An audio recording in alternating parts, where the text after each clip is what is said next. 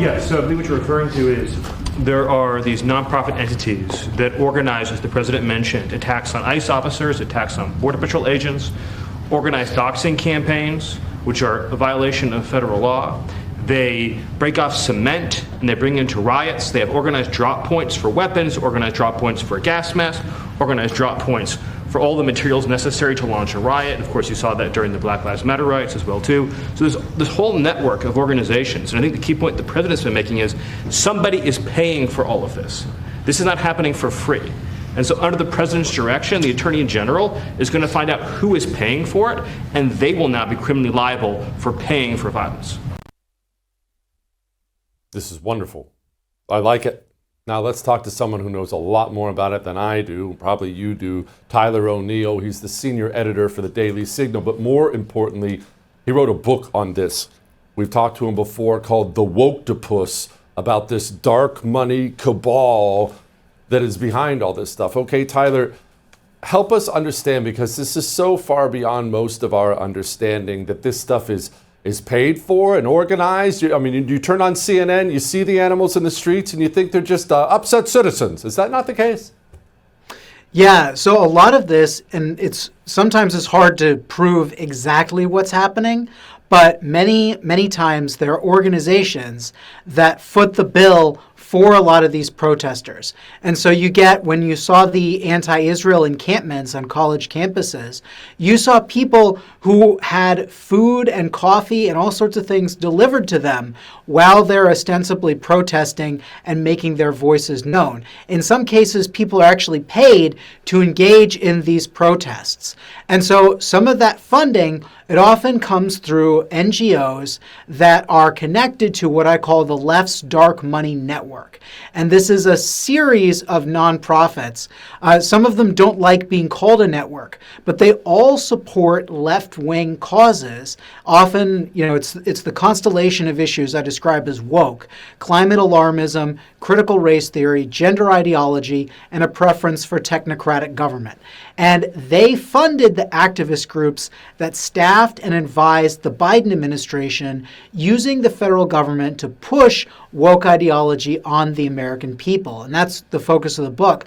But many of these same NGOs and many of the dark money engines behind them are also funding some of the protests on the street. And it's very important for me to say, what we have is a funding trail where you have some of these dark money foundations bankrolling some of these nonprofits that then support protests, and then the protests become violent. So we don't have concrete proof not only that the original foundations want there to be violence, but even that the NGOs that are more directly organizing the protests want there to be violence.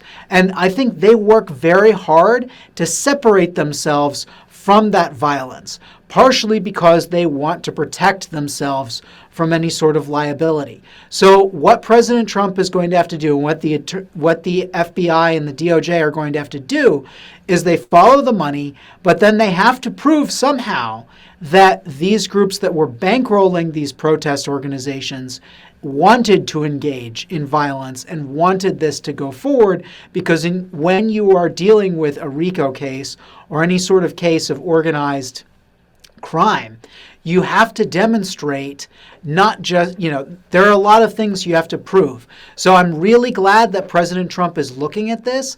I'm really glad that Antifa should be scared to death right now, and they deserve to be targeted for these things. I mean, we saw in the riots in 2020, we saw federal buildings attacked and we saw police officers attacked. We saw houses and buildings burned down. Many of them, by the way, in the same majority-minority areas of these big cities where black people lived and where black lives were snuffed out in the name of Black Lives Matter. So, when we're dealing with this, a crackdown on this is very important. But the administration has to get all its ducks in a row, and I think they will. But these investigations are going to take a while, and these are going to be high bars for President Trump to bring it to these NGOs and to the funders. Can you explain why we have such a hard time following the money, because people have a hard time understanding that. People who don't understand how the nonprofit world works, how the anonymity of donors work, they don't understand why. I mean, money goes from here to here to here. Surely you can track it all. You have the names. It's quite simple. It sounds like a 24-hour job. Can you explain why it's not that simple? Yes. So one of the things that we talk about a lot is dark money. And usually it's the left condemning the right for this, but the left engages in it arguably more than the right does. You have these organizations. So there's a company called Arabella Advisors, and they work with a whole bunch of nonprofits.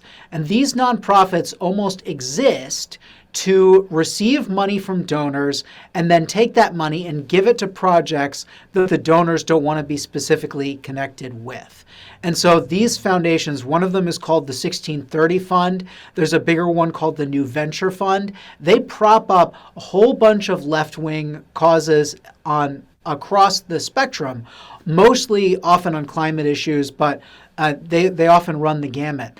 And what you see here is what looks like a deliberate effort to allow donors to support projects without their names being tied to it. So that's where dark money comes in. I want to be very clear, though.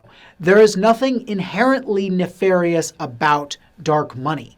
Dark money is the right that you and I have to give money to causes that we believe in without our names being revealed. I mean, this is part of that fundamental First Amendment freedom where we can advocate for things we believe in. So we have to be careful.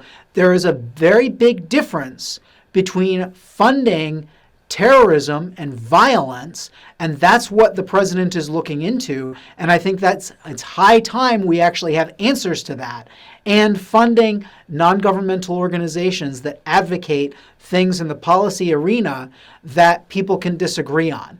There is a big night and day difference between these things. And the left has often engaged in this very questionable middle ground where they turn the other way to Antifa. Sometimes they back up Antifa. Sometimes they work with Antifa. And it's like, no, we need to say Antifa is a violent organization that engages in effectively domestic terrorism, and we have to oppose its violence always. And if you're funding this in any way, that is a red line you're crossing.